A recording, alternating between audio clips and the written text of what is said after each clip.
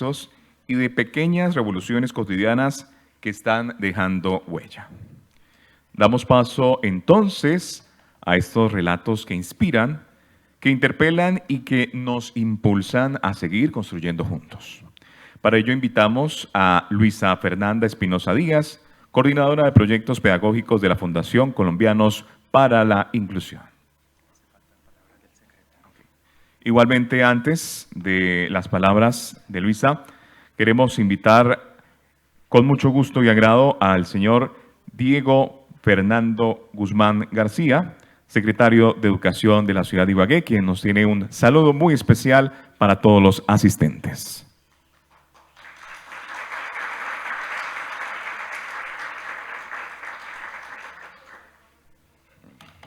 Muchas gracias por ese aplauso.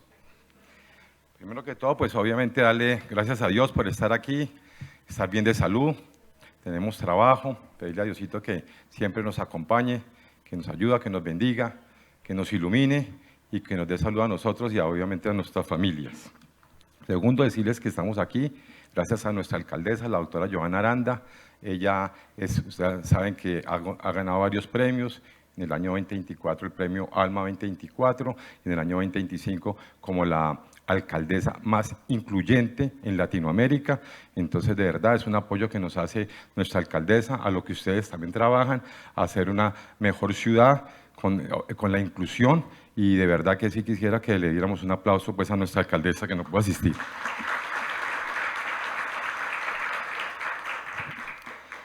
Este discurso es tan bonito y tan técnico que no me quiero perder ni una sola palabra, entonces se los voy a leer. Primer Congreso Nacional e Internacional de Experiencias Significativas en Educación Inclusive, 5 y 6 de febrero. Hoy es un día que quedará en la historia educativa de nuestra ciudad.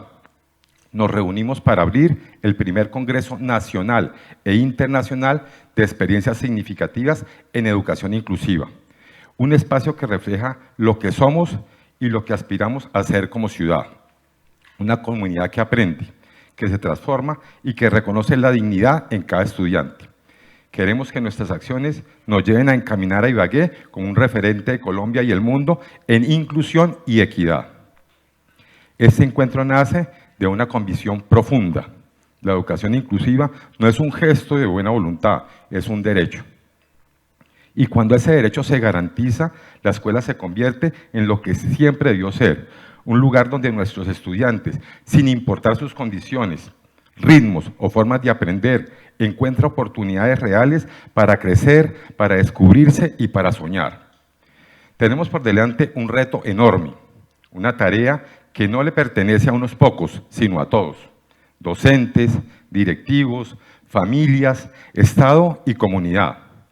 Necesitamos transformar una idea profundamente arraigada.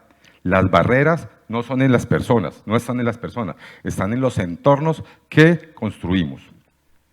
Las verdaderas limitaciones aparecen cuando una escuela no cuenta con materiales asequibles, cuando la infraestructura impide la movilidad, cuando las metodologías no contemplan la diversidad, cuando la comunicación excluye, cuando las actitudes y las creencias generan perjuicios e indiferencia. Cambiar esa mirada es el primer paso para reconocer que la inclusión no depende de corregir al estudiante, sino de adaptar y humanizar los espacios donde aprende, vive y sueña. Quiero agradecer en nombre de la Secretaría de Educación a nuestra alcaldesa Johanna Aranda, cuyo liderazgo firme y sensible ha puesto a la inclusión en un centro de la agenda pública. Su llamado ha sido claro: una ciudad que excluye no avanza, una ciudad que incluye florece. Y hoy este congreso es la prueba de que este llamado se escucha, se asume y se convierte en acción. También quiero expresar mi gratitud más profunda a quienes hoy nos acompañan como ponentes, a las y los líderes nacionales e internacionales que aceptaron nuestra invitación. Gracias por abrirnos las puertas de su experiencia, por permitirnos aprender de sus trayectorias, por traer hasta Ibagué sus ideas, metodologías y visiones que están transformando la educación en el mundo. Para nosotros es un honor recibir por primera vez en Colombia a la fundadora de Lesson CAS, miembros de la National Faculty CAS, creadores del modelo de diseño universal para el aprendizaje. Su presencia es un logro inmenso y un regalo para este país. Tenerlos aquí significa poder dialogar directamente con quienes han inspirado a miles de docentes y han impulsado prácticas inclusivas en diferentes continentes. A este equipo se suman especialistas excepcionales cuyas investigaciones, propuestas pedagógicas y aportes a las políticas públicas han marcado caminos en Colombia y en Latinoamérica. Voces que han incluido en reformas normativas y que han defendido los derechos de las personas con discapacidad, que han llevado la bandera de la equidad a escenarios internacionales, incluso ante las Naciones Unidas. Gracias por estar aquí, por creer en Ibagué, gracias por ayudarnos a crecer. Y por supuesto, mi reconocimiento más sincero a quienes hoy participan de este congreso, tanto de manera presencial como virtual, a ustedes que se conectan desde distintos puntos de Colombia y desde otros países de nuestro continente. Gracias por hacer parte de esta conversión que nos une y nos compromete. Su presencia demuestra que la inclusión es un propósito compartido, una causa que trasciende fronteras. Este congreso no habría sido posible sin la visión y trabajo incansable de la Fundación Colombianos por la Inclusión. Su sensibilidad, su rigor y su compromiso han abierto puertas que hoy nos permiten dialogar con referentes mundiales, que gracias por creer en Ibagué podrías dar este paso y poder acompañarnos a hacer esto una realidad. Lo que viviremos en estos 2 días será un encuentro de saberes, de historias, de desafíos y de esperanzas. Una convergencia de trayectorias que nos permitirá pensar juntos cómo avanzar hacia sistemas educativos más justos, más asequibles y profundamente humanos. Hemos avanzado, pero también sabemos que aún nos queda mucho camino por recorrer. La inclusión exige formación docente, inversión en infraestructura, transformación cultural y sobre todo voluntad política sostenida. Y aquí estamos, dando pasos firmes, construyendo una ciudad que se proyecta como un territorio de oportunidades y de equidad. Voy a hacer un anuncio especial. Al cierre de esto, hacemos una exaltación a la experiencia significativa de una institución educativa oficial de Ibagué, que ustedes han presentado. Son 3 experiencias finalistas que serán evaluados por ustedes mismos, los participantes, con toda la transparencia y claridad que nos ha caracterizado, considerando que su impacto es la eliminación de barreras, la transformación de prácticas, la corresponsabilidad de la comunidad educativa y la potencial de sostenibilidad y replicabilidad. La experiencia exaltada recibirá un reconocimiento muy especial. Gracias a la Fundación Colombianos por la Inclusión, el docente líder tendrá la oportunidad de participar en el Congreso Internacional de Psicología, Educación y Neurociencias, que se realizará en la ciudad de Cartagena en el mes de marzo. Un espacio que le permitirá fortalecer su liderazgo pedagógico y seguir llevando la inclusión a nuevos horizontes.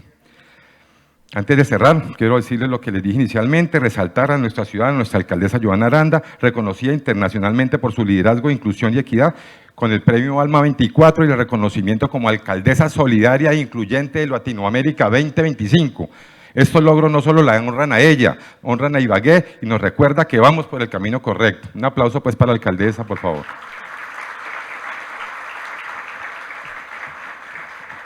Hoy al abrir este congreso los invito a vivirlo con el corazón abierto y la mente dispuesta. Que cada conversación, cada ponencia y cada experiencia compartida nos inspire a seguir construyendo una ciudad donde nadie quede atrás, porque la inclusión no es un destino, es un camino. Y hoy Ibagué la está recorriendo con decisión, con esperanza y con la certeza de una educación para todos, que es la base de una sociedad más justa y más humana. De verdad, pues obviamente fuera de agradecerles a ustedes estar acá, vamos a aprender muchísimo. Gracias directores, el director de cobertura a las 10 de la mañana se nos une, a todos los funcionarios de la Secretaría de Educación por estar pendiente precisamente de este congreso. Es un congreso que de verdad, Gabriela, la felicito, hace las cosas con gusto, es lo que nos merecemos precisamente para ir fortalecidos, para apoyar a nuestros niños de inclusión, para la equidad. Es algo que a nosotros nos gusta muchísimo, cada detalle, realmente toda la logística está muy bien dada, pero adicionalmente todo lo que vamos a aprender. Esos conferencistas de talla internacional y nacional que han recorrido el mundo, fueron los creadores del DUA a nivel mundial, han llevado proyectos ante las Naciones Unidas. Entonces, de verdad que es mucho lo que vamos a aprender. Estamos muy optimistas, sabemos que al final del segundo día vamos a salir con nuestros corazones llenos para hacer de Ibagué una ciudad realmente incluyente y equitativa. Muchas gracias.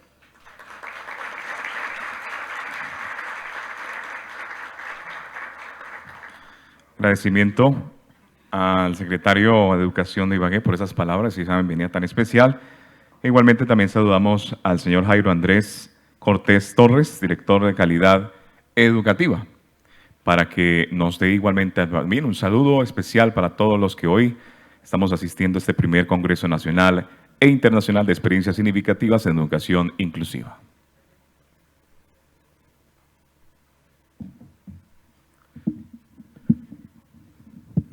Bueno, muchas gracias para todos. Primero que todo, muy buenos días. Muy alegre de estar aquí. También me uno en el agradecimiento a Dios por todas las cosas que nos da a diario.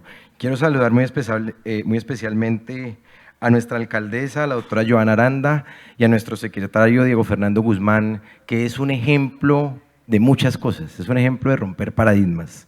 También agradecer a la Fundación Colombianos por la Inclusión, especialmente a Gabriela en este liderazgo que nos tienen, pero yo quiero dirigir brevemente unas palabras a mis compañeros docentes, a aquellos que hacen de la inclusión un verdadero camino. Como bien lo decía nuestro secretario, la inclusión quizás no arranca en la escuela, arranca en la casa, arranca en nuestro diario vivir, arranca cuando nosotros tenemos la posibilidad de compartir con el que es diferente con nosotros. En Colombia y en el mundo hay diferentes tipos de incapacidades o de capacidades especiales, pero somos nosotros los que tenemos la posibilidad de darle un giro a esa situación que la vida nos presenta. Yo quiero brevemente resaltar las especialidades que nosotros como docentes tenemos que enfrentar en el aula. No es fácil tener X número de niños con múltiples capacidades y nosotros tener que sortear todas y cada una de ellas. Para ustedes mi felicitación y les pido por favor que las experiencias que tengamos aquí las repliquemos. Las repliquemos no solo con nuestros estudiantes, sino en todos nuestros entornos. El docente es un ser totalmente social. El docente, muchos piensan que nosotros solamente estamos 6 horas en la institución y ya, se acabó el trabajo, se acabó nuestra función. Y resulta que nosotros somos docentes también en las calles, en los barrios, en las comunas. Aquí también lo somos. Lo somos también en todo tipo de eventos deportivos, culturales, y este que nos convoca, académico. Mi saludo especial también para nuestros estudiantes, para las personas a las que va dirigidas estas capacitaciones. Ellos merecen nuestra empatía y nuestra capacidad de resiliencia. ¿Por qué? Porque si bien es cierto, aprendemos herramientas y mecanismos para poder nosotros enseñar con las diferentes dificultades que esto implica, ellos también merecen nuestra escucha, también merecen nuestro compromiso y sobre todo la resiliencia que nos implica el reto de ser diferentes. Quiero brevemente leer esta alegoría. Dice: no olviden nunca de educar en la diversidad. Esto exige valentía. Significa que diariamente nosotros desafiamos los paradigmas tradicionales, cuestionamos las prácticas rígidas y nos atrevemos a enseñar de maneras distintas. Ernest Hemingway, El viejo y el mar. Muchas gracias. Gracias a Jairo Andrés Cortés Torres, director de Calidad Educativa. Y a continuación las palabras de la directora ejecutiva Fundación Colombianos por la Inclusión, Gabriela Lucía Ríos Gómez. Muchas gracias, y está perfecto. Señor secretario de Educación, a nuestra alcaldesa también, al doctor Jairo, infinitas gracias, muchas gracias por permitirnos hacer lo posible. Lo que les voy a decir a continuación me motiva muchísimo y me estremece en lo más profundo de mi corazón. Y quiero dejarles una idea en mente, que resuene en sus corazones. Hoy Ibagué se posiciona como la ciudad capital de la inclusión. Hoy Ibagué convoca a los mejores exponentes, a los mejores expertos en educación inclusiva de Colombia y el mundo. Quisiera que entendieran la magnitud precisamente de esas mentes tan brillantes que nos van a acompañar en estos 2 días. Es súper importante todo lo que venimos a aprender de ellos. Nos honran con su presencia. Realmente quisiera que se sintieran orgullosos de ser los anfitriones de este maravilloso encuentro. A ustedes, los presentes, a quienes se conectan de forma virtual, infinitas gracias. A nuestros conferencistas por haber aceptado la invitación, por ser parte de este sueño compartido. Muchas, muchas gracias. También quiero agradecer a las instituciones educativas que nos van a permitir el día de hoy mostrar sus experiencias significativas. Así como lo indicaba el doctor Jairo, quisiéramos replicarlas, multiplicarlas. Van a ser ejemplo de analizarlas, de incluirlas en nuestra planeación pedagógica, de multiplicarlas en muchos sentidos, gracias a esas instituciones que nos permitieron mostrar esas experiencias significativas acá. Para nuestros conferencistas que están presentes y quienes vienen en camino, les quiero pedir muy respetuosamente a ustedes que les demos un aplauso muy caluroso de bienvenida y desde luego también vienen muchos que están volando y ya vienen en camino para acá.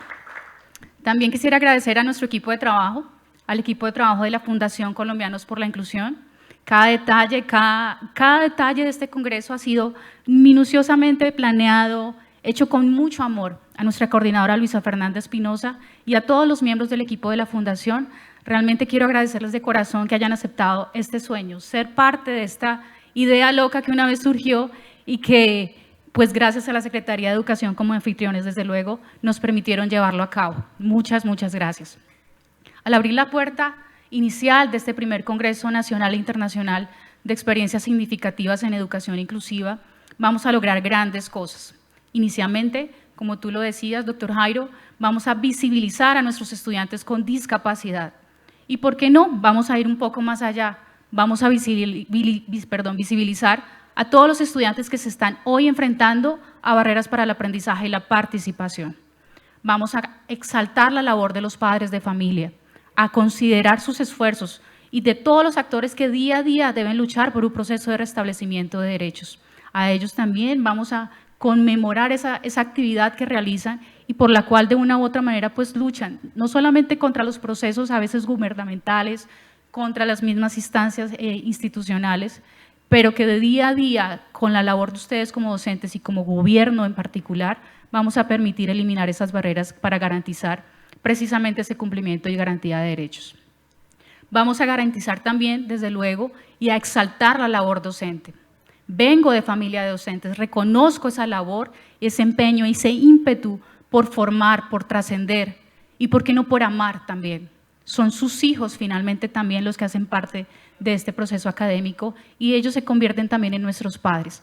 Esa energía, ese día a día que sin cansancio absoluto planean en su vida académica, debemos exaltarlo y precisamente es uno de los objetivos de este espacio que nos convoca el día de hoy.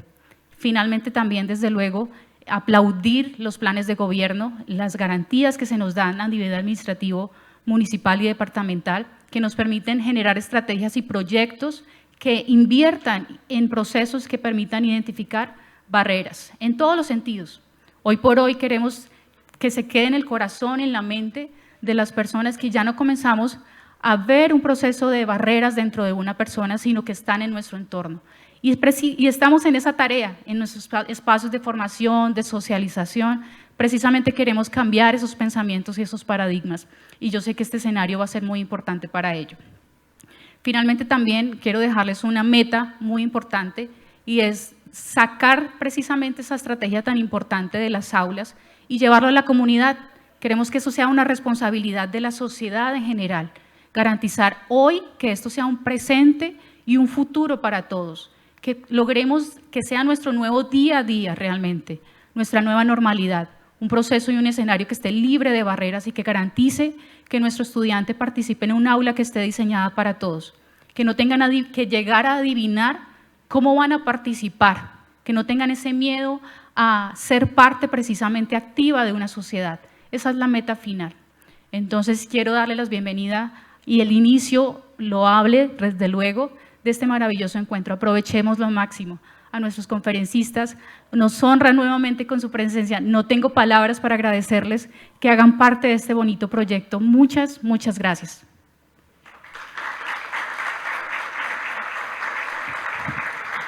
Muchas gracias a Gabriela Lucía Ríos Gómez, directora ejecutiva de la Fundación Colombianos por la Inclusión. Demos paso entonces, señoras y señores, a estos relatos que inspiran, que interpelan y que nos impulsan a seguir construyendo juntos. Para ello invitamos a Luisa Fernández Pinoza Díaz, coordinadora de proyectos pedagógicos de la Fundación Colombianos por la Inclusión.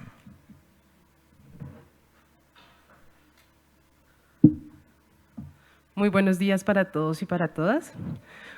Hoy nos reúne un propósito en común y es seguir construyendo esos espacios de escenarios educativos mucho más humanos, mucho más equitativos e incluyentes. Y por eso, gracias a todos ustedes, los presentes, las personas que nos acompañan de manera virtual, por estar aquí, por tener la disposición, por compartir sus experiencias y por permitir que este sueño se haga realidad. Realmente, como lo mencionaba Gabriela, para Fundación Colombianos por la Inclusión, esto es un sueño y que hoy nuestra capital se reconozca como este tipo de ciudad abierta que nos permite hablar de inclusión es un logro y un sueño hecho realidad.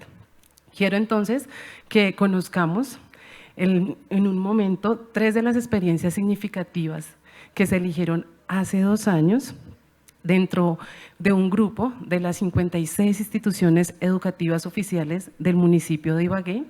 Estas experiencias en su momento fueron valoradas por un jurado, líderes de inclusión de la ciudad de Ibagué, y seleccionaron estas 3 que ustedes van a conocer el día de hoy. Para esto van a encontrar dentro de sus carpetas una hoja de votación, por favor, la podemos sacar en este momento. En esta hoja van a encontrar en la parte superior sus datos generales.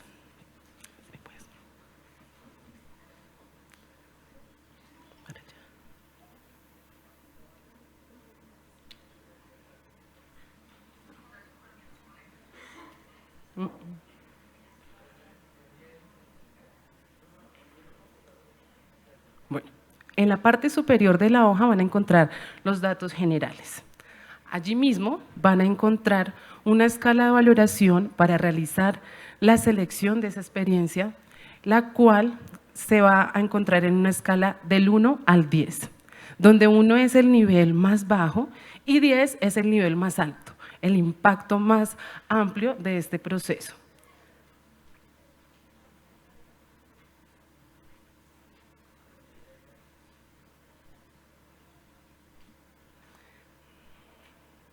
Luego van a encontrar una tabla donde se encuentran las 3 experiencias significativas elegidas. Cada experiencia va a tener unos criterios para evaluar. Vamos a proyectar el video de cada experiencia, seguidamente ustedes podrán hacer la valoración de cada experiencia, recordando del 1 al 10. Al terminar de hacer esa calificación, ustedes suman y el valor que le dé lo colocarán al frente de la experiencia. Posteriormente haremos el mismo ejercicio con las siguientes 2 experiencias y al final ustedes elegirán, de acuerdo a esa sumatoria, cuál es la experiencia ganadora para ustedes de acuerdo a su criterio. En la parte de abajo encontrarán la calificación de las 3 experiencias, marcarán con una X la ganadora para ustedes. Por favor, firmamos ese documento y el equipo de logística pasará recibiendo esta selección realizada por cada uno de ustedes. El día de mañana se conocerá quién será la experiencia significativa ganadora. Vamos entonces a proyectar el primer video, que es la experiencia significativa de la institución educativa Modelia. Docente líder de esta experiencia, Diana Carolina González Reina.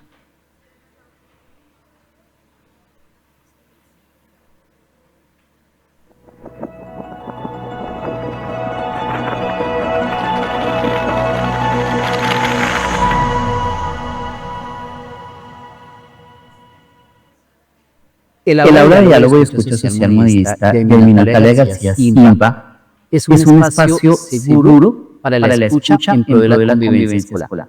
Este espacio nace de un diálogo de realidades sobre diagnóstico realizado por Educapaz desde la línea CRECE para la ciudadanía, la reconciliación y la educación socioemocional, apoyada por otras entidades cooperantes como Yumaquis, Educare y otras escenas que siempre han venido a apoyarnos desde su experiencia y para ayudarnos a ser referentes afectivos.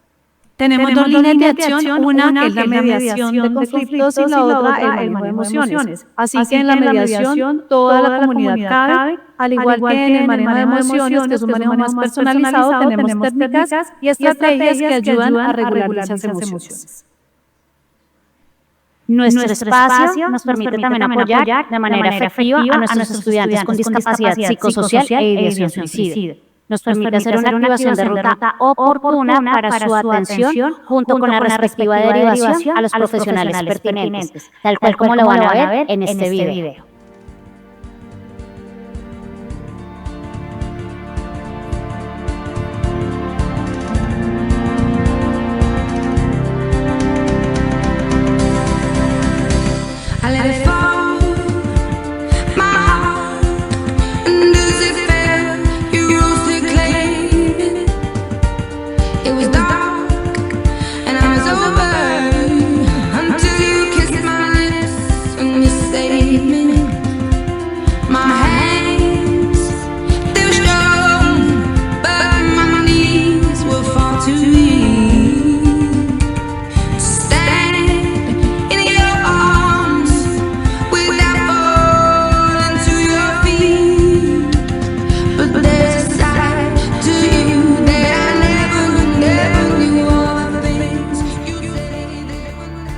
Tantos años han pasado, ya casi me gradúo del colegio y solo puedo recordar las experiencias vividas. Entre ellas, la vez que creí no llegar hasta aquí. Cuando llegué a un punto muy bajo emocionalmente y me sentía muy incapaz,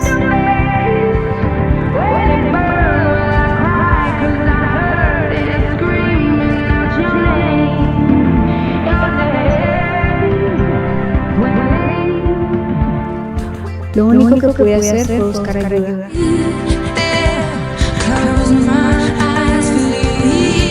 Y así fue como decidí hacer el profesor Francisco. A pesar de la gran carga que llevan los docentes día a día, él decidió ayudarme. Él es como un gran amigo para mí.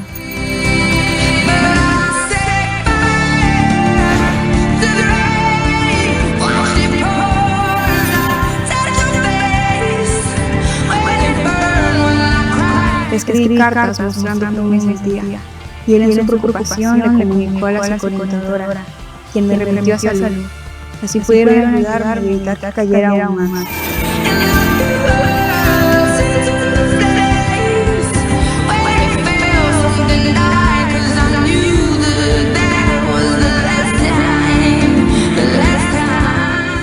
Seguí viniendo cada que lo necesitaba a esta aula, y gracias a eso me pude sentir en paz.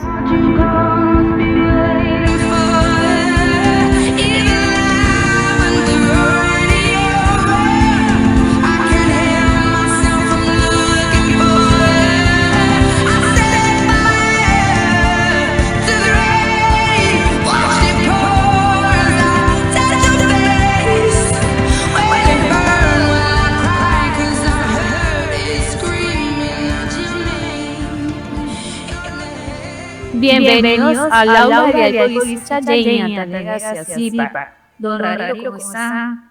Muy buenas tardes, profe. Yo soy el padre de esta hermosa niña.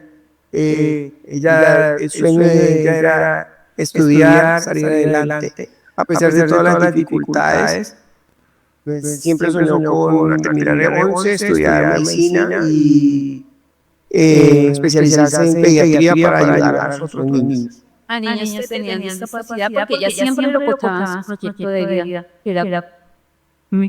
Fue una niña muy inspiradora todo el tiempo. Y usted, señora Nancy, bienvenida, que nos cuenta. Yo soy Nancy, la mamá de Natalia García.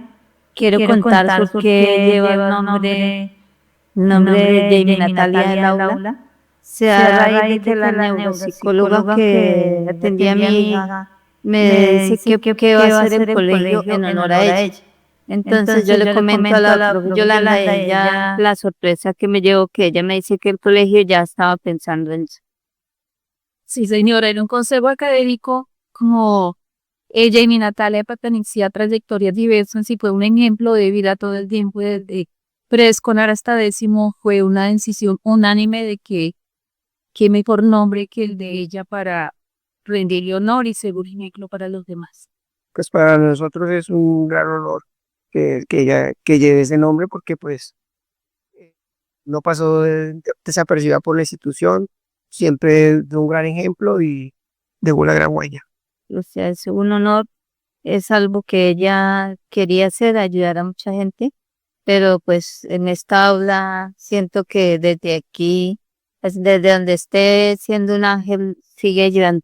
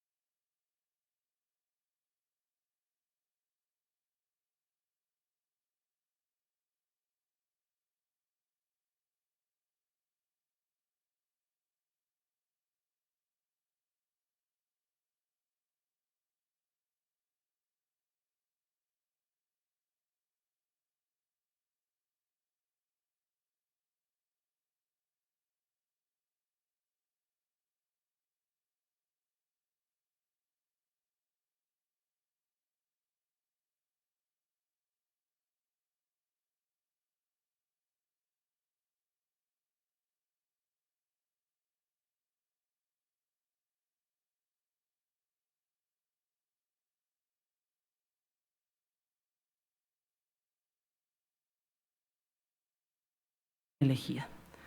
Vamos entonces a continuar con la segunda experiencia significativa de la institución educativa San Luis Gonzaga, docente líder Nini Joana Herrera Correa.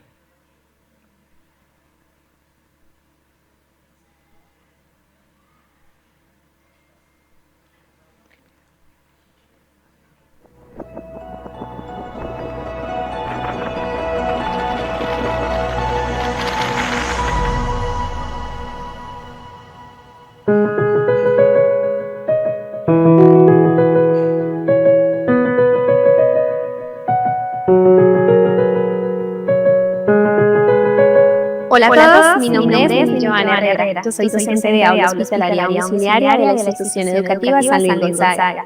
El día de hoy quiero compartirles la experiencia de Omar Sebastián. Un estudiante que llega a nuestra institución educativa tiene un diagnóstico de discapacidad múltiple asociado a una condición de enfermedad. Una vez llega este estudiante, lo primero que leímos en documentos es comportamientos disruptivos, poca atención, desafíos en los procesos de aprendizaje y unas calificaciones muy bajas.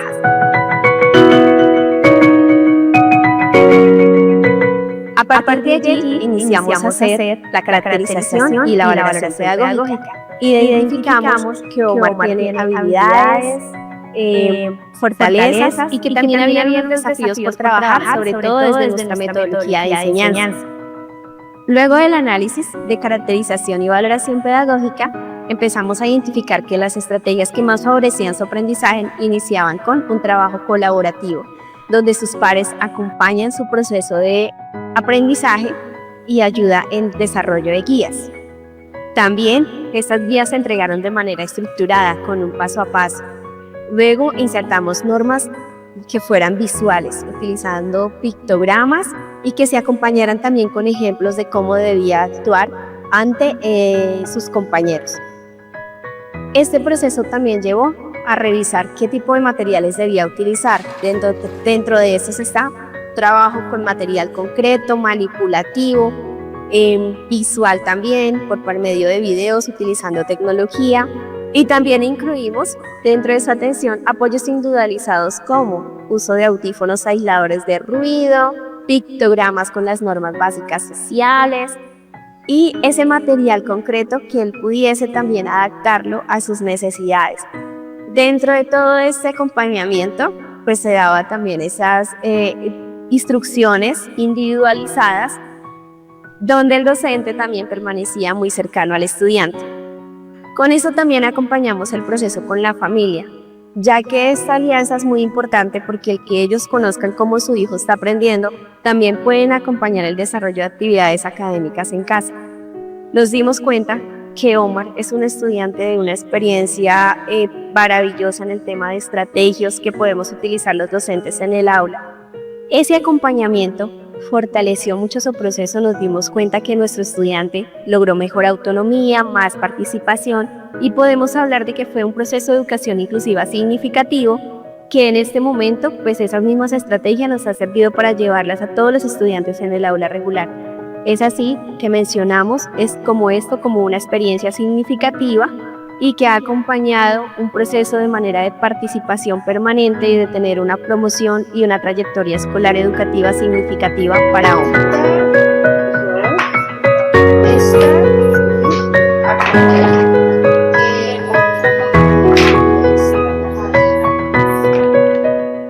Buenos días, mi nombre es Claudia Arévalo.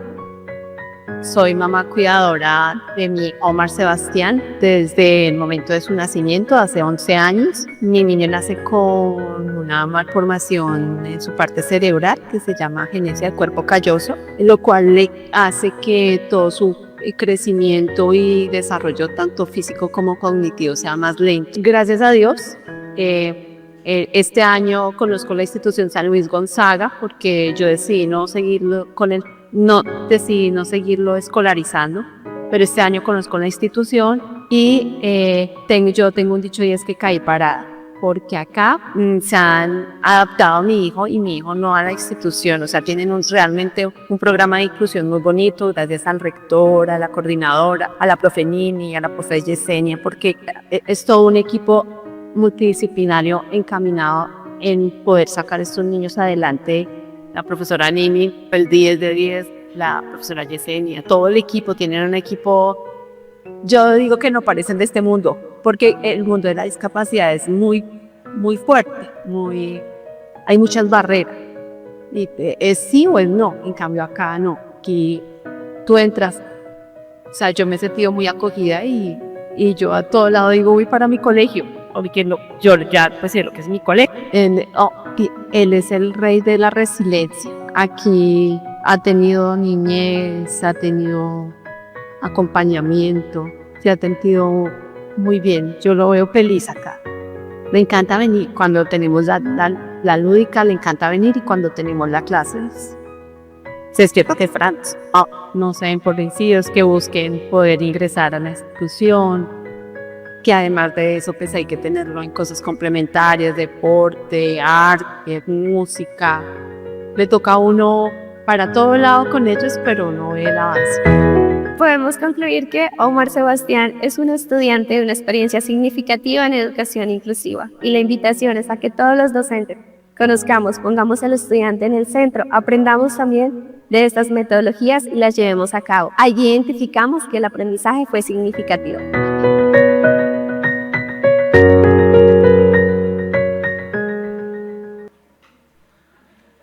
Bueno, los invito entonces a realizar el proceso de votación de esta segunda experiencia.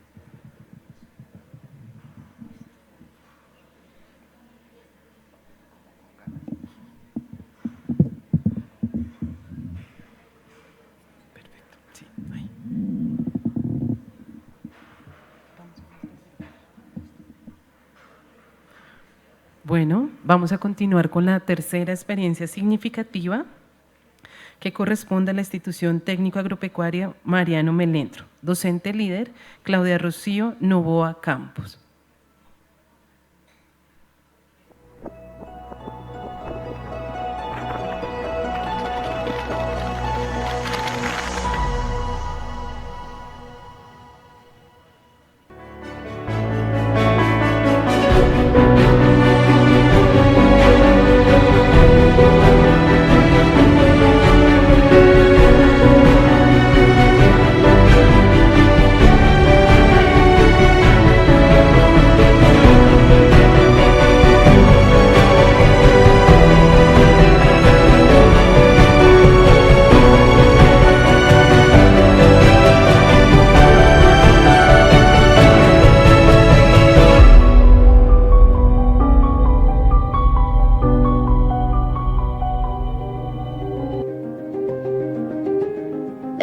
Buenos días, mi nombre es Marixa Barrios, madre de Zaira Jimena Sola, estudiante del técnico Mariano Melendro, sede Ramos y Astilleros. La experiencia de tener a mi hija acá ha sido inolvidable, maravillosa, de todo lo bueno, porque pues nosotros venimos de un lugar lejano, pero ella estudiaba cerca, pero por problemas de aprendizaje decidí cambiarla a esta institución, pues para ver cómo era el avance de ella, y ya lleva 3 años y ha sido maravilloso, magnífico.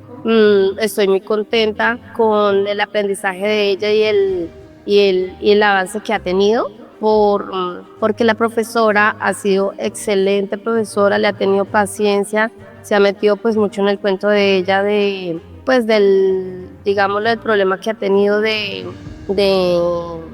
concentración, la he llevado a terapias y con la ayuda de la profesora ha sido un excelente trabajo con la niña. Muy bien.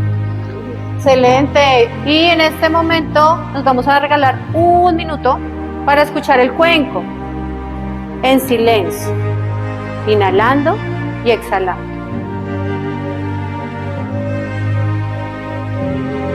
Nosotros llegamos acá a esta escuela pues porque Nicolás ya llevaba 2 años con el mismo profesor y nunca mejor mostraba mejoría, siempre era peor, porque tiene su problema de concentración. Decía, con cualquier cosita Joan se desconcentra. Entonces, a mí me dieron muy buenas referencias de la profesora Rocío. Me lo traje para acá y pues aunque este es el primer año con la profesora, sí mostró bastante mejoría. Incluso cuando ya ahora los últimos meses llegaba y decía, mami, tengo tarea. Él nunca tenía tarea. Jamás tenía tarea. Usted le preguntaba a Nicolás, ¿dejaron tarea? No, yo le revisé los cuadernos y sí tenía tarea. Al último ya llegaba y decía, mami, tengo tarea. De que si tenía que uno ponerse a buscarle, muchas veces se le olvidaban los libros, pero él llegaba allá y avisaba por lo menos. Empezó a concentrarse un poquito más, pero pues para ser el primer año con la profesora, la verdad sí nos avanzó muchísimo, porque la profesora le pudo dedicar tiempo, porque Nicolás es un niño con el cual hay que trabajar con él ahí encima, y la profesora sí lo pudo hacer, gracias a Dios sí lo pudo hacer. Nada, felicitarla, la verdad las referencias que me dieron de ella no estaban equivocadas. Creo que soy una mamá más que dice que la profesora es excelente, tiene buenos métodos para manejar los niños, ella busca la forma de cómo acoplarse a ellos y que ellos se acoplen al trabajo de acá. Ella busca miles de formas, ella se inventa cualquier cosa para lograr que el niño funcione. Cuando otros profesores dicen, es que con él no se puede, y la profesora no se ríe. Y ese es el caso que ha pasado con mi hijo. Otros profesores dijeron, es con Nicolás no se puede. Para concluir un poco este proceso, quisiera cerrar diciendo que este 2025, al igual que los años anteriores, representa un reto para mí como docente, pero en cuanto encuentro en cada uno de los niños que llegan a las aulas, no necesariamente enfocándome solo en los niños de inclusión, sino cada niño que tengo en mi aula es un maestro, realmente ellos son quienes me enseñan a mí. Siento que el proceso me llena de mucha esperanza. Siento que lo más importante para los niños de inclusión y para los niños de campo, de la ruralidad dispersa, es poder trabajar mancomunadamente en esa tríada de familia, colegio y escuela, en la que nosotros podemos sumar esfuerzos. Y pues reconocer que lo más importante es trabajar desde la voluntad, desde el cariño y desde la fe de poder darles a ellos algo de esperanza frente a ese futuro.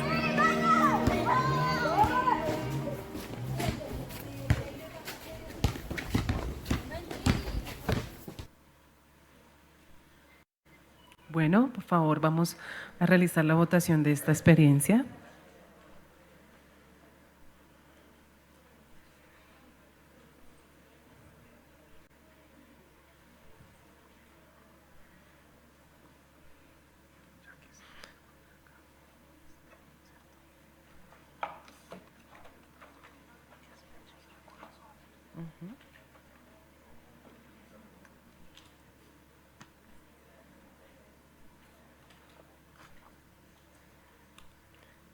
Quiero hacer una aclaración.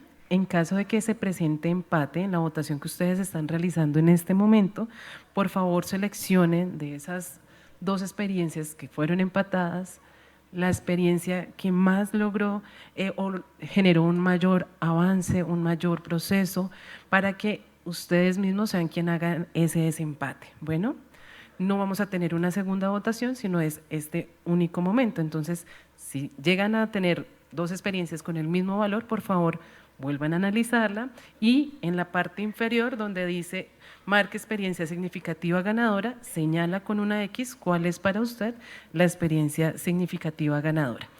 Y por favor, firmar el documento.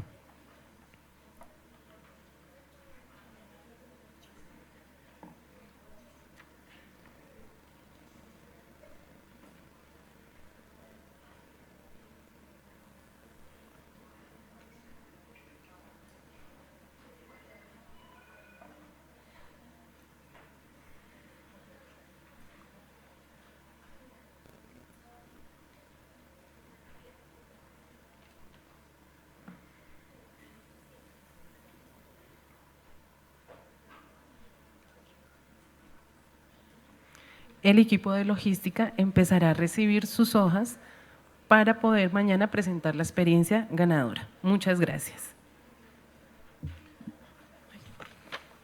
Mientras se recogen las hojas, invitamos también igualmente a todos los participantes en modalidad virtual a completar el formulario de asistencia, el cual encontrarán en el chat de la transmisión.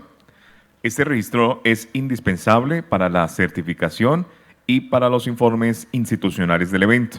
Agradecemos su atención y compromiso con esta actividad.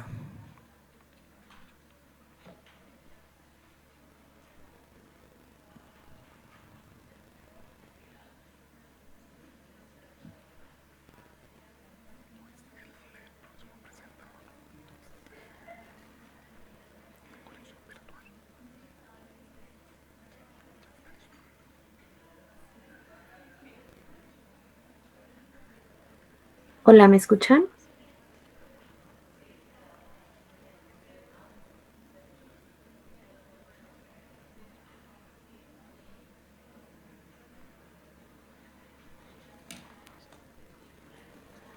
Estamos en el proceso con nuestro equipo de logística, realizando la recepción de cada una de las hojas por parte de ustedes y les recordamos nuevamente a los participantes de modalidad virtual para que puedan completar el formulario de asistencia.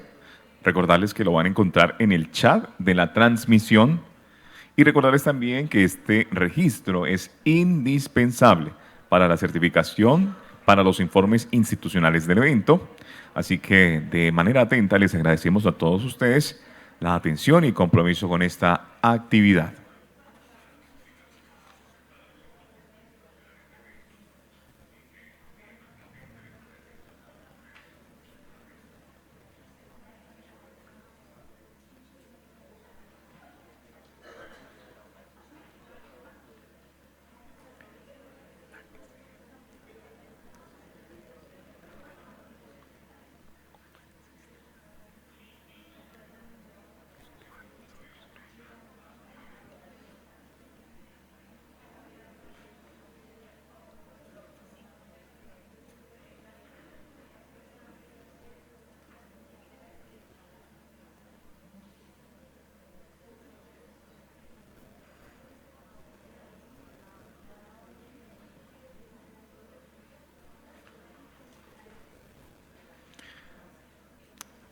Ya las personas que faltan por la recepción, ya nuestro equipo de logística se encuentra pasando por cada una de las mesas. Ya vamos a realizar la recepción de las mismas con la votación de las 3 experiencias.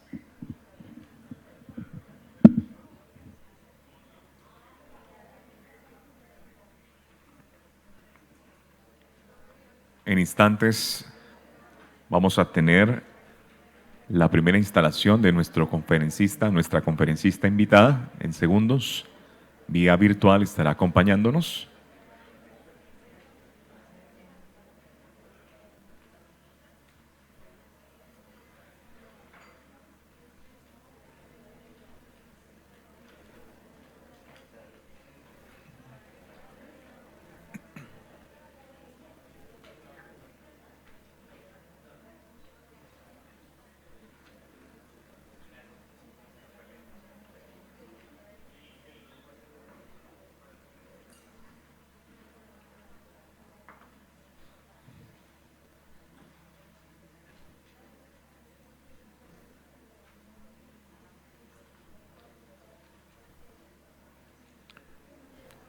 Muy bien, ya realizamos la recepción de cada una de las hojas con la puntuación y votación de cada uno de ustedes. Igualmente esperamos que nuestros asistentes virtuales también hayan podido realizar igualmente la votación en sus formularios virtuales y le recordamos también el envío de los mismos.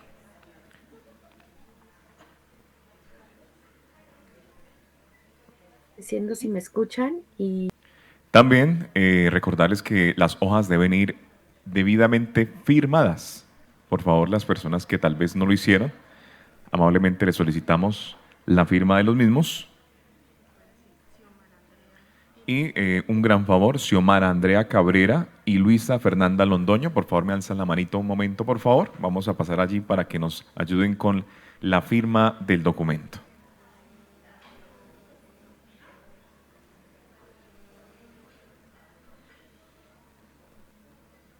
Hola, buenos días. ¿Logran escucharme?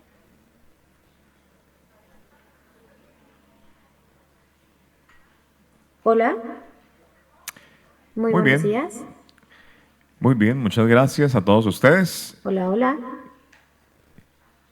Y en esta jornada avanzamos un paso más hacia esta transformación con la conferencia Aulas que comprenden, escuelas que transforman.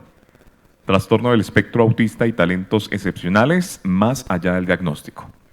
Un espacio que nos invita a mirar con otros ojos, a escuchar con mayor sensibilidad y a reconocer que cada estudiante es un universo que merece ser descubierto, no reducido a una etiqueta. La ponencia liderada por la doctora Zipatli Yasmín Salgado Jerónimo, Hola, estoy directora aquí. del Veo, Centro pero de Atención creo que no me Múltiple México DF. Ella es especialista en educación especial y en la implementación de apoyos para la inclusión en escuelas regulares, con una trayectoria dedicada al fortalecimiento de prácticas docentes y la construcción de entornos educativos accesibles y equitativos. Vamos entonces a dar la bienvenida a la doctora Zipatli Yasmín Salgado Jerónimo, conferencista Conexión a través de virtual desde México DF, y la saludamos a esta hora de la mañana. Muy buenos días.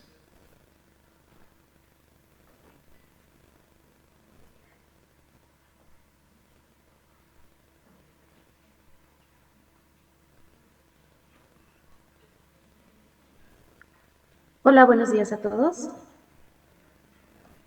Buenos días.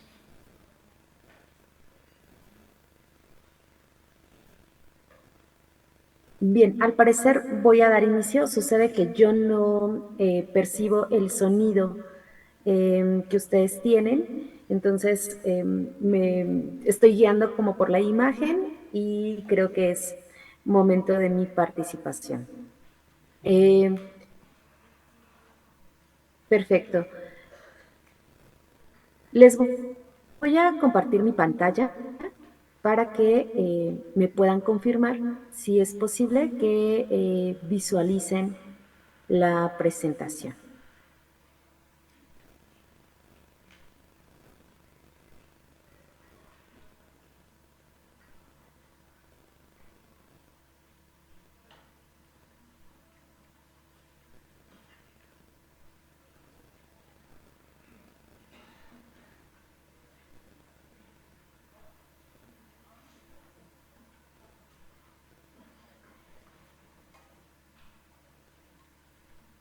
Ok, pues muy buenos días. Mi nombre es Zipatli. Yo radico en México. Estoy a 40 minutos de la Ciudad de México. Y bueno, el día de hoy les voy a compartir un poco acerca de quizá una forma de abordaje de esta condición de vida que es TEA y que no necesariamente pensaríamos es algo nuevo. Más bien yo lo nombraría desde mencionarlo en que ha sido en los últimos años o en la última década, al menos en México, socialmente difundido y reconocido. En mi país, en México, por ejemplo, hace 15 años era un poco extraño poder tener información accesible en torno al a TEA, a autismo en aquel momento, no porque no estuviera documentado, sino que no se socializaba. Incluso en las escuelas, pues era un tanto, no sé, esporádico tener niños con esta condición. Conviene que les pueda hacer una recapitulación de cómo funciona el sistema educativo en México, específicamente hacia la educación especial. Inicialmente he de contarles que la educación especial en México es el nivel educativo más joven del sistema. Cuando digo joven es que tenemos más o menos el nivel se consolidó como nivel educativo por ahí de los 80s. Y en función de eso, en comparación a otros niveles educativos, como puede ser educación básica, que es primaria acá, o un high school, que sería como la secundaria, que tienen más de 50, 70 u 80 años funcionando en México. Eso, que seamos un nivel joven, marca un proceso de evolución ágil, pese a que tenemos años de desventaja respecto a los otros niveles educativos. En México, Educación Especial opera desde dos líneas de intervención. La primera, que es un centro de atención múltiple, ¿qué significa o a qué conlleva pensar? Una escuela escolarizada como cualquier otra, y la característica específica es que solo asisten niños con un diagnóstico de discapacidad o clínico, argumentado, documentado, ya detallado, por así decirlo. Y las USAER, que son unidades de servicio y atención a la educación regular. Estos equipos de trabajo de lo que se denomina USAER están insertos en escuelas regulares. Cualquier escuela del país, en su mayoría, tiene un servicio de USAER. Y USAER da el acompañamiento a niños, adolescentes, que presenten alguna condición de discapacidad, algún tipo de discapacidad, una condición de vida o alguna aptitud sobresaliente. Y este último término quizás se hizo más reconocido por ahí de hace unos 8 años aproximadamente. Pensar que la diferencia no solamente está en lo que está por debajo de la norma, la discapacidad, sino también se da por lo que está arriba de la norma. ¿Qué pasa con aquellos alumnos que tienen capacidades, habilidades, destrezas superiores al común de sus compañeros dentro de su aula?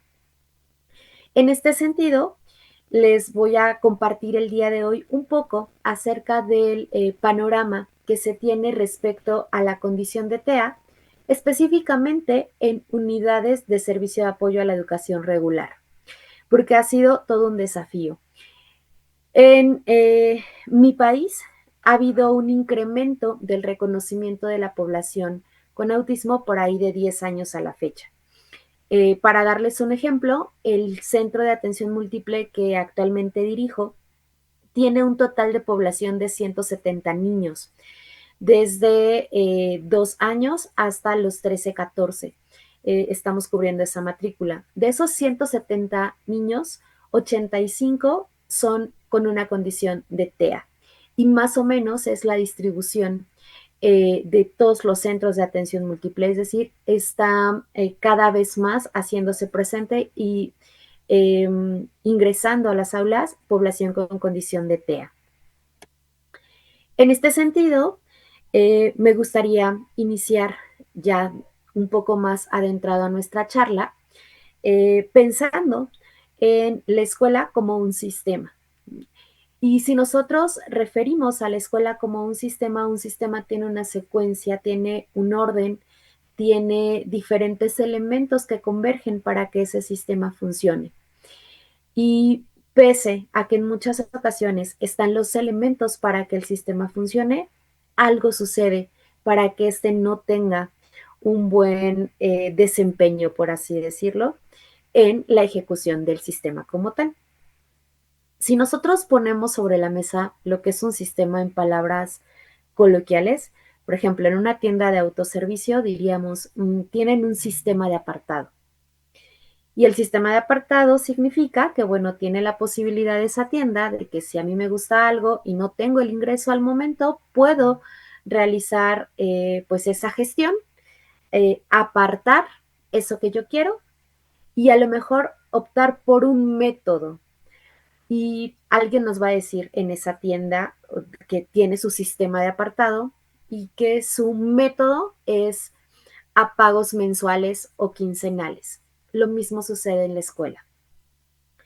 La escuela propiamente, pues es como si fuera una tienda que dentro tiene sistemas, cada sistema sería una de las aulas, y el método, que en este caso, en el ejemplo que les daba, es de pagos, el método tendría que ser la didáctica de cada uno de los docentes, es decir, cómo va a favorecer a que ese sistema se consolide y se dé el objetivo, tanto de la persona que quiera adquirir ese objeto de la tienda a través de ese sistema de apartado y de un método de pagos.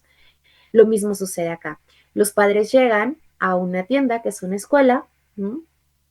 Quieren que su hijo se escolarice, ¿no? Entran a ese sistema y identifican cuál es el método que el docente tiene para trabajar con el alumno, por así decirlo.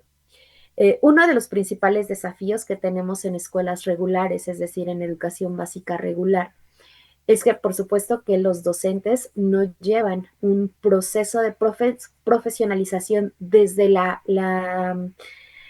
academia, es decir, desde que se forman como docentes específicamente para atender a algún alumno con discapacidad, con una condición de vida o con una aptitud sobresaliente. Y creo que eso es una deuda en realidad del sistema educativo. Y pienso que no solamente en México, sino en Latinoamérica. Formamos a docentes, formamos universitarios, pero sin tener esta mirada de la atención desde la formación a una diversidad, a quienes se van a encontrar en las aulas van a ser grupos diversos y que el docente tendría que desarrollar habilidades para poder dar respuesta a cada uno de sus alumnos. Evidentemente, sin duda es un desafío y un reto potencial, porque pensemos, las aulas en México en promedio en una escuela pública tienen alrededor de 30 a 40 alumnos, cuando bien nos va 25 a 30 y hablaríamos de un grupo más o menos restringido. En los CAMP, por ejemplo, que es Centro de Atención Múltiple, escuelas para niños con discapacidad específicamente, los grupos se conforman de 12 a 15 alumnos cuando más. Y esta es una de las situaciones que se pone sobre la mesa y desde la parte estructural e institucional, pues a veces hay el señalamiento, ¿no? De por qué un aula de CAMP tiene solo 12 o 15 alumnos y un aula regular 30 o 40. Y de entrada nos hablaría de un desconocimiento de las condiciones de los alumnos para poder dar una respuesta educativa. Y segundo, que una vez entendiendo los procesos de desarrollo y de adquisición de aprendizaje de un infante con discapacidad, pues dista mucho de lo que se esperaría dentro de un aula regular con un niño de un proceso de desarrollo regularizado. ¿A qué voy con esto? Que la escuela, evidentemente, como lugar de donde se ejecuta el sistema, tendría que generar adaptaciones al funcionamiento del sistema y a los métodos con los que estaría trabajando. Desde hace algunos años, creo que tampoco es nuevo el término para quizá muchos del auditorio, hablamos de ajustes razonables y voy a precisarlo un poco más adelante. Me gustaría precisarles también que, bueno, en América Latina, y son datos de 5 años para acá, es decir, más o menos de la pandemia para acá, al menos en América Latina se reconoce que 4 de cada 10 estudiantes tienen o grandes barreras para la accesibilidad a su derecho de inclusión en todos los ámbitos, o la privación de acceder a esos derechos y a esa posibilidad de desarrollar habilidades, lo cual me parece un tanto grave, que bueno, pues 25 años después, 26 prácticamente de este milenio, sigamos teniendo una limitante en estas características. Y eso por dar el dato concreto, ¿no?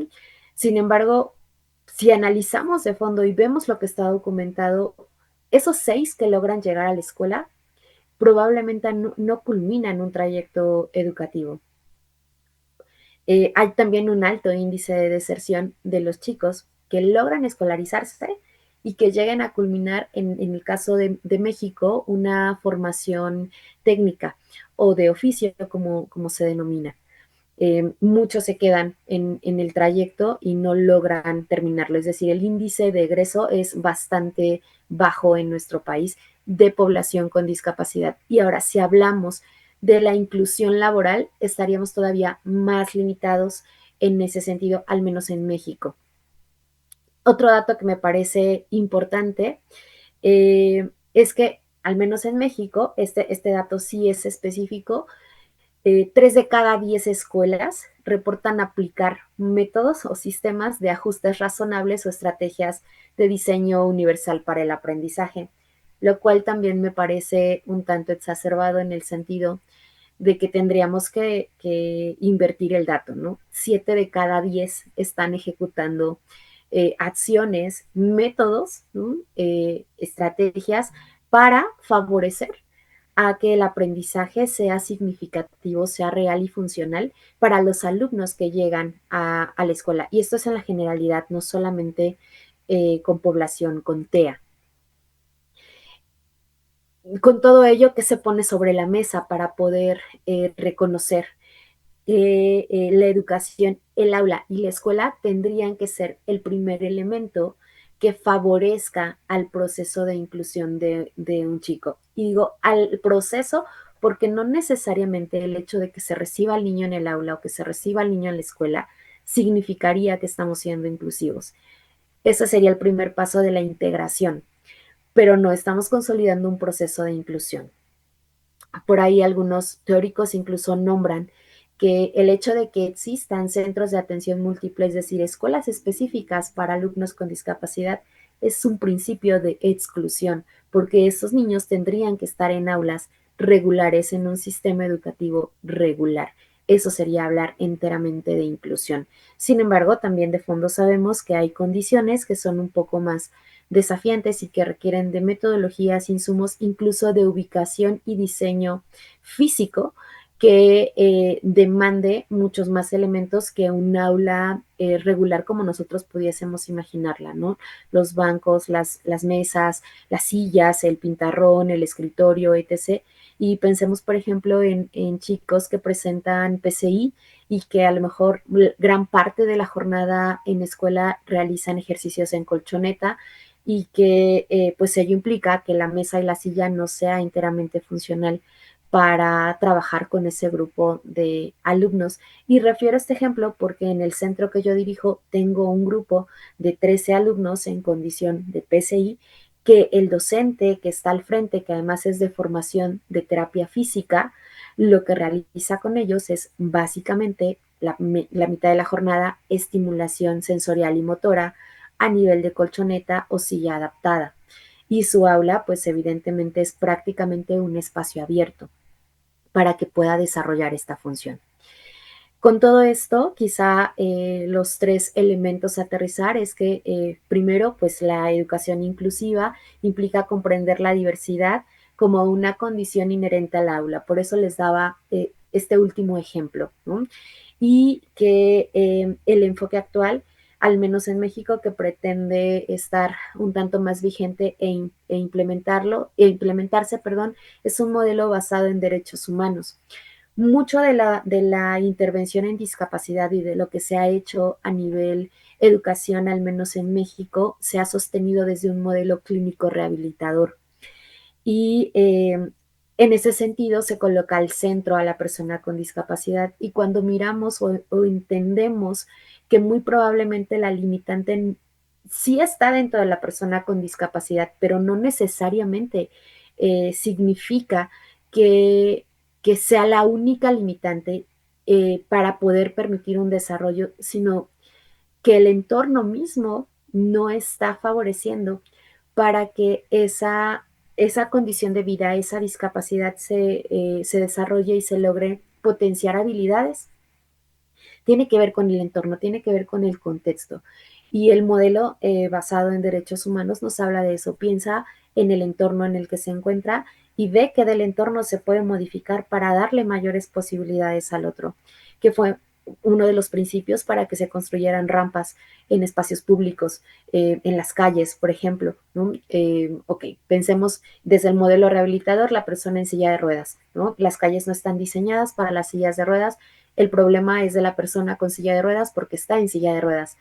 Pensarlo desde un modelo social es, ok, ¿cómo le voy a dar elementos a la persona con silla de ruedas para que pueda tener movilidad autónoma en las calles como cualquier otra persona? Y aquí pensemos pues que implica una inversión económica, educativa, de infraestructura, de movilidad, para poder generar espacios físicos, sociales, ¿no? Realmente inclusivos, porque en México tenemos también algunas situaciones en donde la mayoría de las calles tiene rampas, pero padecemos situaciones como que hay un bache, ¿no? Un hueco en la calle, que el cemento, la estructura de la calle, pues ya tiene algunas grietas y que eso también frena la situación de la silla, o que la silla no tiene la inclinación adecuada con la que debió diseñarse, ni el tamaño proporcional para la accesibilidad a la silla de ruedas. Entonces, es pensar en que el enfoque tendría que estar hacia un nivel de inferencia a lo social. Y por supuesto que obliga a que todos los sistemas, llámese escuela, calle, sistema de salud, familiar, etc., empiecen a ser dinámicos, flexibles, negociadores, para consolidar y permitir que se den fortalezas en las ayudas, apoyos o ajustes que se le pueda dar a la persona con discapacidad, en este caso específicamente con alumnos TEA dentro de aulas regulares. ¿Qué demanda, por ejemplo, a una instancia educativa? Bueno, pues primero que en México, desde la Ley General de Educación y la Ley General para Personas con Discapacidad que en México existe, está marcado la inclusión como una responsabilidad institucional que permita la validación del derecho a cualquier persona, sin importar su condición, de tener un acceso a la educación universal y accesible. Y cuando hablo de accesible o accesibilidad, que sería el término correcto, refiero parte de lo que ya les he estado compartiendo, ¿no? Que seamos entornos seguros, con las posibilidades de que le permita desarrollarse a la persona de la manera más regular, o dicho de otra forma, de la manera más normal posible para las condiciones de vida y el entorno en el que se encuentra. No es lo mismo tener niños en una zona rural que en una zona urbana, porque los entornos físicos son enteramente distintos y las accesibilidades en ese sentido también tienen que modificarse y ajustarse a las condiciones de vida y a las condiciones del entorno que el chico presenta. Probablemente, si pensamos en TEA, hablaríamos de que una agenda de actividades bajo el método TEACH y que en una zona urbana pues voy a poner a lo mejor calles amplias, avenidas, semáforos, señalizaciones, ¿no? Muy claras que cualquier ciudad con elementos básicos pudiese estar mostrando para una movilidad. Y si pienso en un entorno rural, pues a lo mejor voy a hablar más de naturaleza, de diferenciación de árboles, de puntos específicos de la comunidad, como puede ser la iglesia, el hospital o el centro de salud, la escuela, que son elementos que son significativos para la comunidad y que le van a permitir al chico poder reconocerlo de forma más funcional. Y en eso consiste, por ejemplo, que tenemos el método, ¿no? Que les decía, el método TEACH, regresando al ejemplo del sistema de apartado y los pagos. Tenemos el método TEACH, que es la forma en la que vamos a abordar la estructura y organización del Día del Niño o de la Niña bajo esa agenda de pictogramas, pero esos pictogramas van a ser distintos para uno y para otro, y eso sería dar una respuesta un tanto más inclusiva y responsable para el abordaje con el chico. Y que, por supuesto, la tarea educativa es un reto y un desafío entre familias, docentes y, o especialistas, porque tenemos también chicos que llevan una complementación de atención, a lo mejor un tanto más privada, para favorecer a su desarrollo, ¿no? Y esto en sí mismo, sumándose, pues estaría construyendo lo que se denominaría una cultura en real de inclusión. Llegar hasta esto, por supuesto que implica una serie de retos y desafíos enormes, desde reeducarnos socialmente, reeducarnos profesionalmente y reeducarnos educativamente. Porque si recuerdan, les decía, en México no se forman a los profesionales para atender a la diversidad como tal. Tenemos escuelas y profesiones específicas para dar atención en educación especial, pero el gran grueso de docentes que asumen la responsabilidad de atención a niños en primaria o en secundaria durante su formación, si bien llevaron una sola materia asociada a inclusión o a discapacidad o a educación especial, es mucho. Y eso creo que pues pone de manifiesto, sobre todo en los primeros encuentros con niños con distintas condiciones y discapacidades, pues el reto de reeducarnos y readaptarnos. Otra cosa que está inmerso en esta situación escolar es que justo tenemos esta predisposición o este elemento de, pues bueno, tengo un chico con condición de TEA, ¿qué voy a hacer con él? No me atiende, no sigue instrucciones, no se mantiene en su espacio, es disruptivo, no tolera el contacto, hipersensible, etc. Empezamos a notar muchas características y generalmente cuando desde el desconocimiento hacemos el abordaje, colocamos etiqueta, ¿no? Es que es el niño que no aprende, el que no me entiende, el que no va a tener un buen desempeño, por así decirlo. Sin embargo, cuando primero nos sostenemos desde la información y el conocimiento, es decir, entender qué es esta condición de TEA, qué implica TEA, y documentarnos en torno a ello. Yo siempre he dicho que la ansiedad que la información atempera la angustia, o la información atempera la ansiedad, es decir, lo va regulando, lo va disminuyendo, y cuando yo empiezo a adquirir información acerca de algo que desconozco, entonces voy fortaleciendo mi conocimiento para poder entender qué es lo que voy a hacer. Es decir, cuando yo genero ese primer acercamiento con la información, estoy construyendo el qué. Y ese qué me va a dar la posibilidad de ir construyendo el cómo. ¿Cómo voy a trabajar con esa persona? ¿Qué es lo que voy a hacer con él? ¿De qué manera puedo hacer que esa persona, ese niño que no se sienta en su lugar de forma inmediata, llegue el momento en el que cuando ingresa al salón deja sus pertenencias en el espacio que debe dejarlas y toma su lugar para sentarse, al menos? Ese ya es todo un proceso en este sistema, ¿no? Que implicó un método para que se llegue a esa consolidación. Por eso decía, por eso en nuestra diapositiva aparece, no todos los apoyos son visibles, pero todos son indispensables. Alguien diría desde el desconocimiento, pues sí, el niño ya llegó y se sentó, ¿no? En su lugar. Sí, me implicó 3 meses, quizá en un periodo relativamente corto, para que el chico, en lugar de primero no ingresar al aula, luego ingresar llorando, o ingresar y realizar 2 o 3 carreras, ¿no? A todo el mobiliario y volver a salirse. Y que ahora el niño llega, deja sus cosas, toma su silla y se sienta, ha implicado un proceso de regulación emocional, adaptación cognitiva, regulación conductual, ubicación espacial, psicomotricidad fina y gruesa, porque deja sus cosas, porque toma la silla, porque hace un movimiento. Desde esos elementos tendríamos que estar pensando una intervención en proceso educativo, porque la escuela no solamente es es el espacio de transmisión de información, es el espacio para potenciar la calidad de vida de todas las personas. Y calidad de vida implica el desarrollo de todas sus habilidades en completo.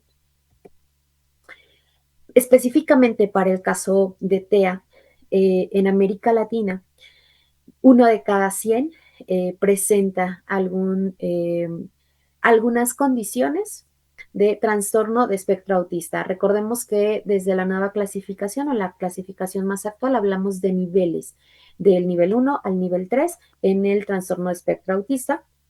Y bueno, las estadísticas nos dicen que al menos 1 de cada 100 está presentando esta condición de TEA.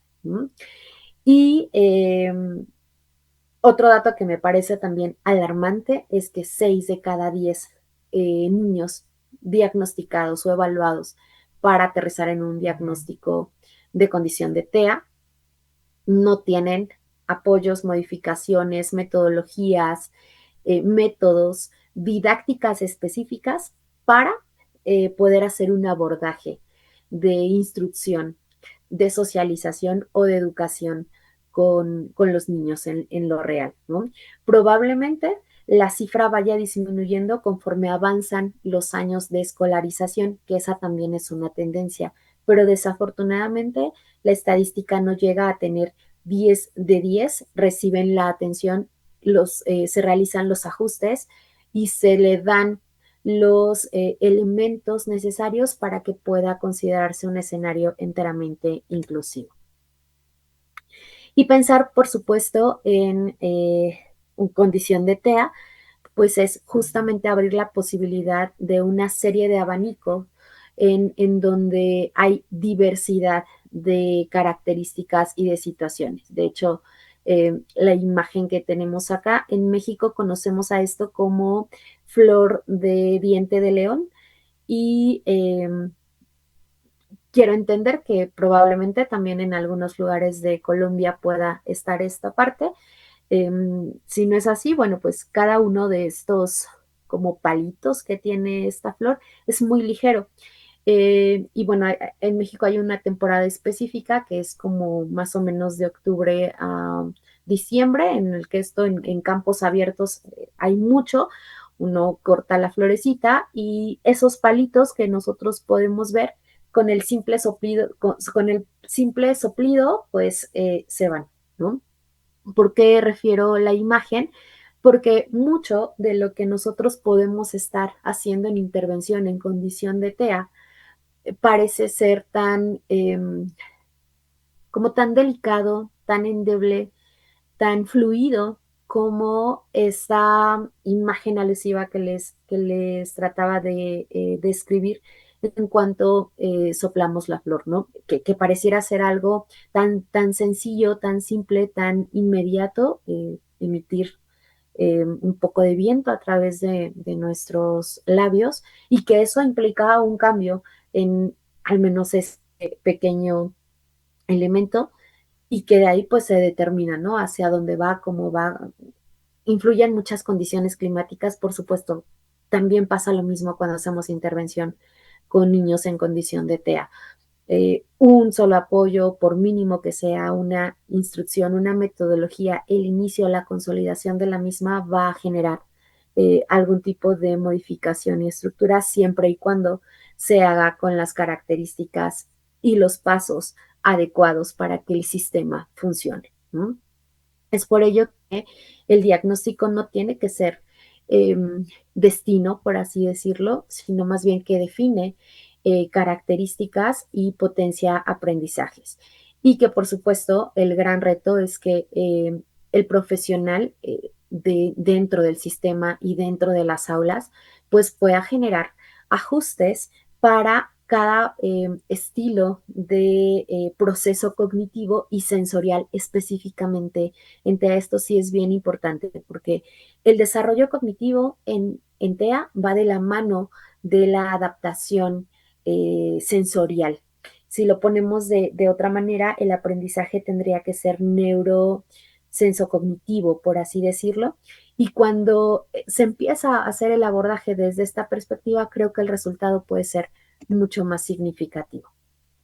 Y quizá una de las cosas que se reconoce pero no se tiene enteramente, quizá en una primera visualización, es que, les decía, en México desde hace un tiempo se nombra también la parte de aptitud sobresaliente, que también se puede denominar, o en algún tiempo se denominó talentos excepcionales.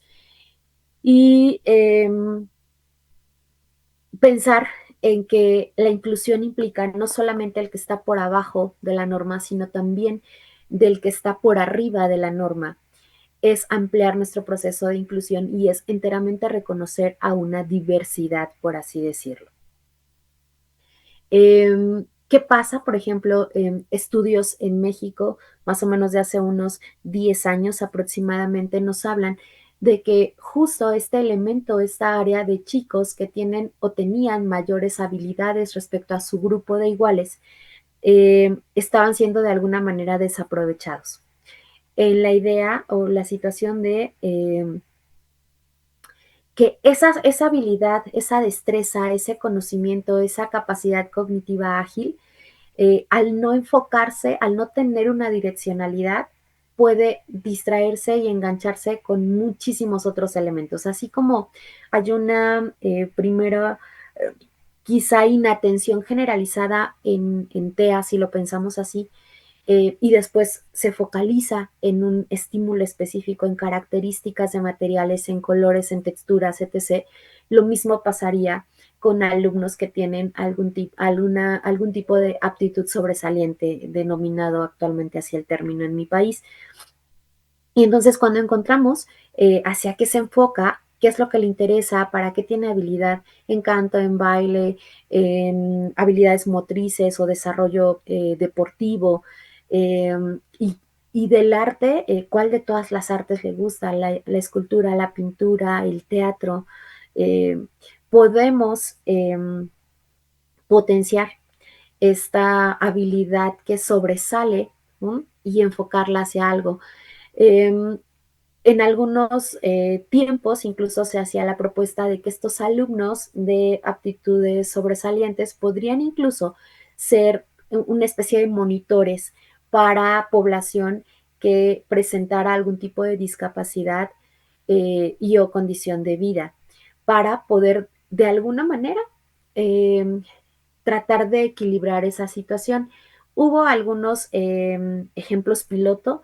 Desafortunadamente no se dio como un seguimiento tan puntual a la propuesta y quedó como en el tintero. Se encontraron resultados favorables, pero no se logró generalizar, al menos a todo el sistema educativo en todo el país, porque fue más en cuestión de zonas geográficas.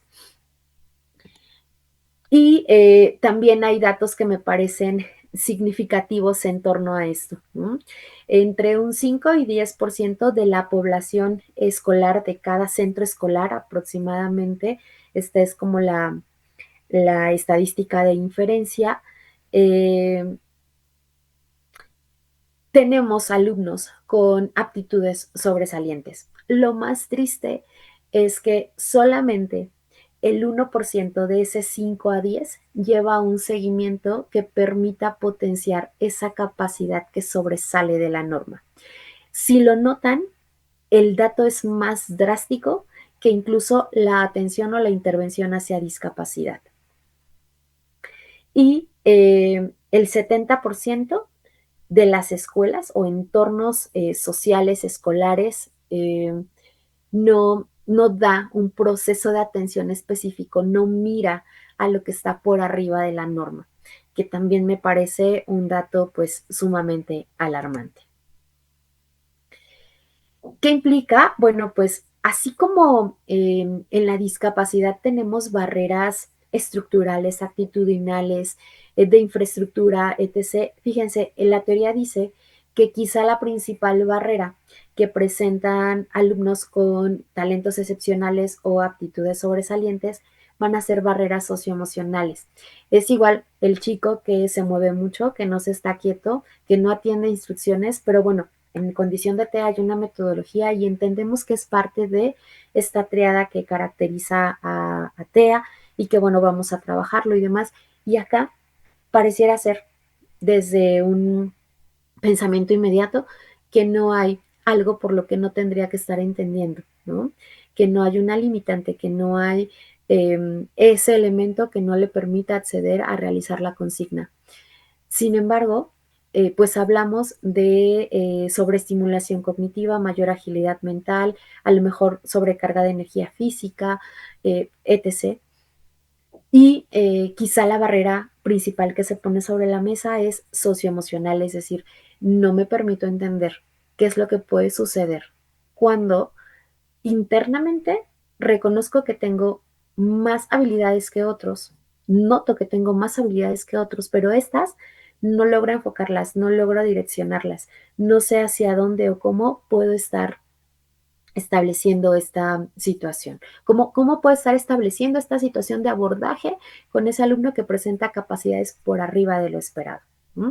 Evidentemente esto causa pues una situación de confusión y de poco entendimiento hacia el comportamiento en su mayoría enteramente conductual. Y por ello vemos en escuelas niños socializando y tenemos como los dos polos, ¿no? El niño más retraído, el niño que tiene más limitación, el niño que tiene pocas habilidades desarrolladas y el niño que es más demandante, que habla todo el tiempo, que dice vamos a hacer esto, vamos a hacer lo otro, vamos a hacer lo otro, y llega el punto en el que quizá ese grupo de amigos con el que estaba, el que tiene mayores habilidades, termina desesperándose, termina ya no accediendo a la demanda que él le realiza o le da. Y eso se torna en una situación a largo plazo de exclusión, ¿no? De ya no se juntan conmigo, ya no me escuchan, ya no quieren esto, ya no quieren lo otro.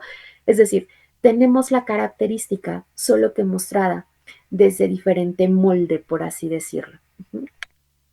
Entonces, por ello, pues el abordaje con aptitudes sobresalientes o talentos excepcionales, pues tendría que representar un reto cognitivo y, por supuesto, sin duda, el acompañamiento emocional, no solo al niño, sino también a la familia, que ese es un elemento bien importante y del que muy poco se habla cuando trabajamos con discapacidad, con inclusión, que es la familia, ¿no?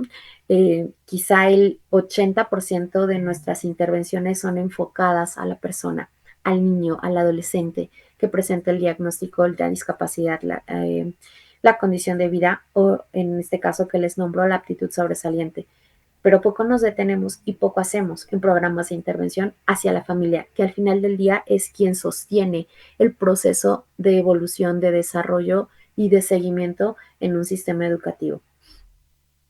Y surge algo que sumando la condición de TEA y el talento excepcional, es decir, aquellos que están por arriba de la norma, en México se reconoce esto como doble excepcionalidad, es decir, una persona que tiene una condición, un diagnóstico de vida, pero también tiene habilidades totalmente potenciales que sobresalen de su grupo de iguales, aún considerando la condición o el tipo de discapacidad.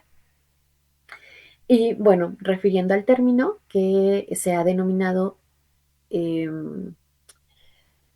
doble excepcionalidad, por tener en este caso condición de TEA y por tener habilidades para ciertas situaciones artísticas, deportivas, musicales, teatrales, etc.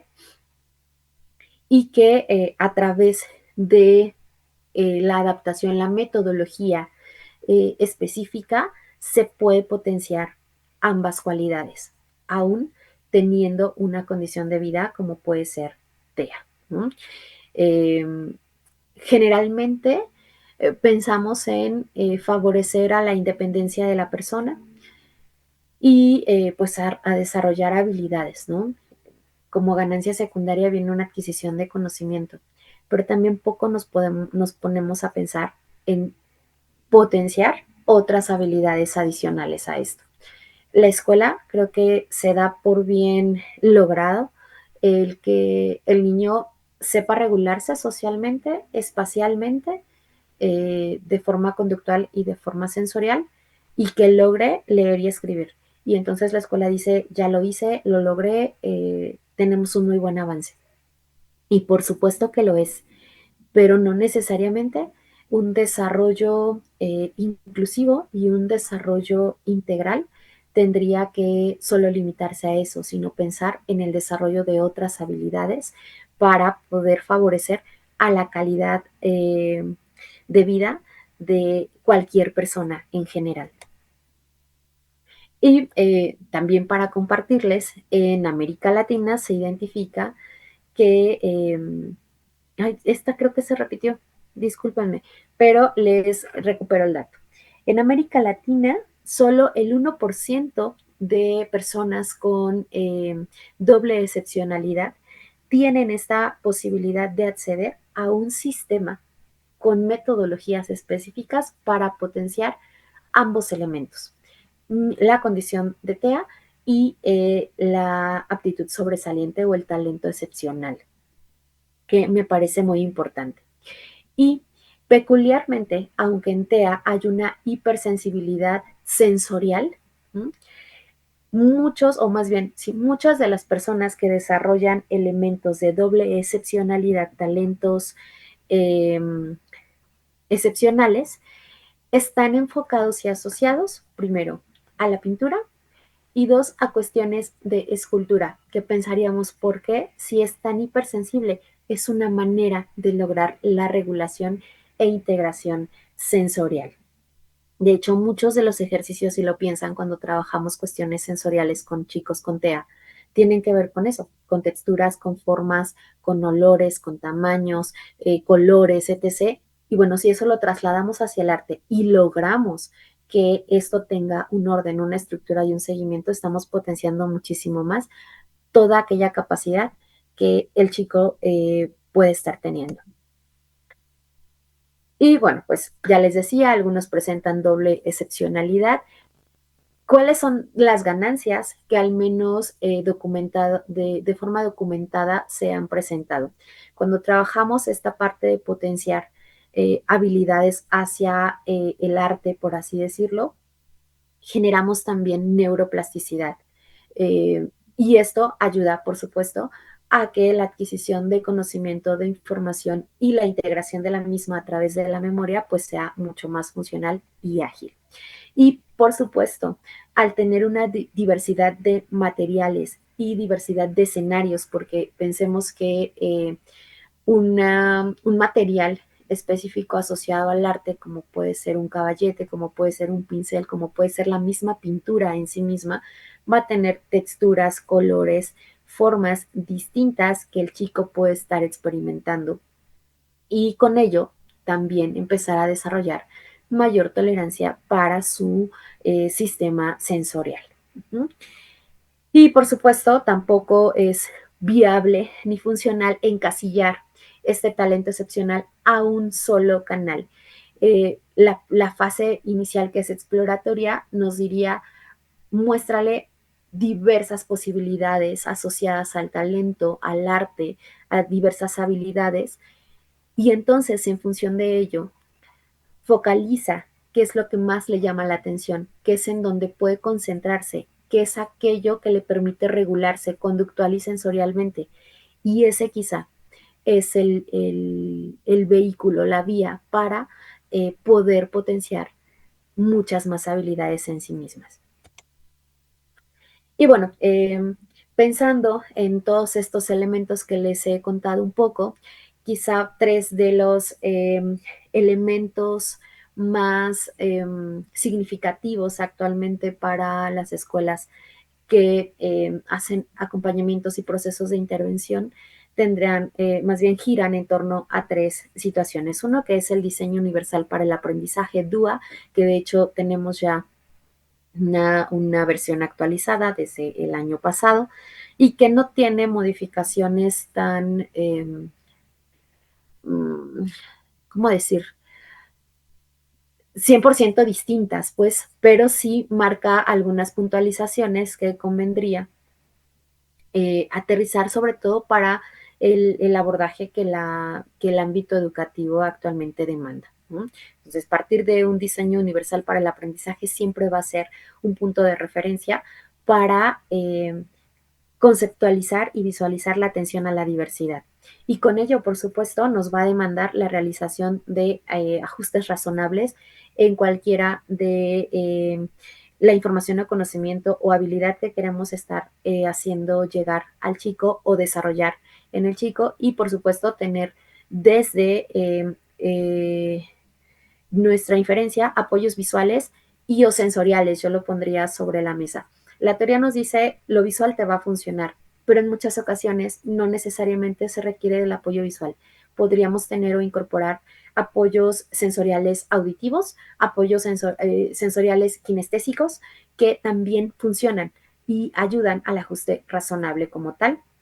Y por supuesto que el proceso de evaluación formativa pues sea justo en sistemas que conllevan un método. Esto nos va a permitir llevar una secuencia del proceso evolutivo del chico y de la ganancia que se está teniendo en este proceso de intervención, en esta dinámica de intervención que se tiene con el alumno. Luego entonces, pues creo que lo primero es comprender que atender a la diversidad o estar inmersos en la diversidad va a implicar un proceso de reeducación y de transformación y adaptación de nosotros mismos, no necesariamente de la persona en un primer punto, porque cuando yo entiendo que el escenario en el que me encuentro tiene condiciones distintas a las que yo generalmente estoy acostumbrada y que además las personas con las que interactúo tienen condiciones de vida diferentes, accesibilidades, recursos e incluso, fíjense, privilegios distintos a los que yo tengo, entonces puedo empezar a pensar en formas diferentes de intervención, en formas distintas de cómo favorecer a la calidad de vida de otros que viven de distinta manera a como yo lo hago. Por supuesto, no encasillarnos o encajar en que el diagnóstico va a definir hasta dónde y cómo va a avanzar la persona, que si bien un diagnóstico siempre va a ser un buen punto de partida, porque nos aterriza el qué de alguna manera. Lo vamos a ir entendiendo, lo vamos a ir asimilando conforme se vaya dando la convivencia, pero sí nos da un punto de partida. Sin embargo, no es definitorio. Imaginen que se nos da como la ruta o el nombre del lugar al que vamos a llegar, y nosotros vamos a construir las rutas para poder llegar a ese lugar. Y entonces en el proceso descubrimos que podemos irnos en avión, que podemos ir en barco, que podemos ir en lancha, que podemos ir en bici, que podemos ir en moto, que podemos ir en auto, que podemos ir en autobús. Y entonces encontramos diferentes sistemas que implican diversos métodos para poder llegar a ese lugar que nos está nombrando desde un primer tiempo. En ese sentido, y partiendo de este último comentario, pues para finalizar, la inclusión en sí misma, cuando se concreta y se construye considerando todos estos elementos, lo que tenemos como resultado, es encontrarnos y construir escuelas que sean más humanas. Por eso les decía, cuando yo entiendo que mi forma de vida es distinta a la forma de vida del otro, ¿no? Lo estoy mirando no solo como una parte profesional, sino en decir, él y yo somos iguales, pero vivimos de diferente manera. Y eso es un principio básico de humanidad. Por mi parte, prácticamente el día de hoy sería todo. Les dejo mi correo de contacto y bueno, quedo atenta a las indicaciones que nos den. Gracias por su atención.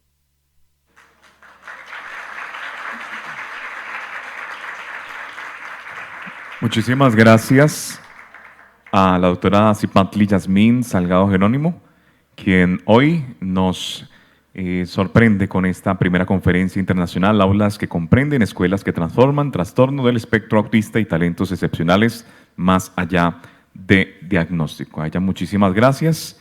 A continuación, señoras y señores, vamos a realizar un pequeño break para todos ustedes. De esta manera queremos invitarlos para que podamos, en un ratico de 20 minutos aproximadamente, les invitamos a la parte externa. Allí tenemos preparados para todos ustedes un detalle bien especial para que recarguemos baterías, y nos vemos nuevamente en 20 minutos. A todos ustedes, mil gracias, y los esperamos entonces en la parte de afuera del salón para que podamos disfrutar de este break de 20 minutos. Nuevamente estaremos alrededor de las 10:50 de la mañana continuando.